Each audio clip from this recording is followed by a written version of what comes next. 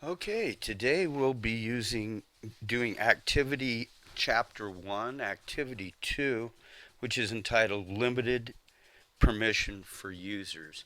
The first thing we're going to do is go down here and press the start button, and we'll go over to our control panel. And we're going to go up here to user accounts again. We'll go all the way down here to the bottom. As you can see, these are where you can adjust security related things. And we're going to go to the very bottom, change user accounts.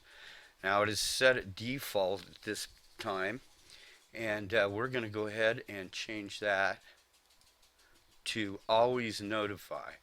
Okay, even though you've changed this, you have to go down here to OK. Notice we have the shield. We're going to be prompted to give permission for this to take place. We're going to go ahead and say yes. Okay. Now we're going to migrate back over here to our control panel, home.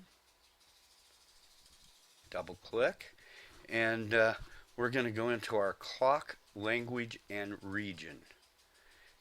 And we'll start up here in date and time. Notice we have some choices: date and time, additional clocks, internet time. The first activity we'll do here is we're going to change the time zone.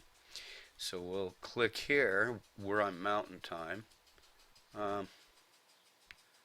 Let's just go to Eastern Time. Okay.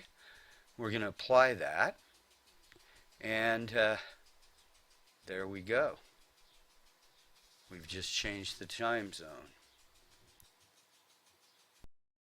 Okay, now we'll go back and let's reset this time zone back to Mountain. So it'll be up above us here. And there we are. And we're going to apply that setting. Now we're back to our correct time and date. Okay, next thing we're going to do is we're going to go ahead and hit this again. And we're going to set the clock ahead 1 hour to 1:24. We're going to save that. Okay, now we're going to go back in, prompt it again, and we're going to go ahead and change it back to the regular time. Okay, we're going to go ahead and change this now. Everything's back. We've got Mountain Standard Time. We've got the correct time. And of course, we never changed the date. So we'll say OK.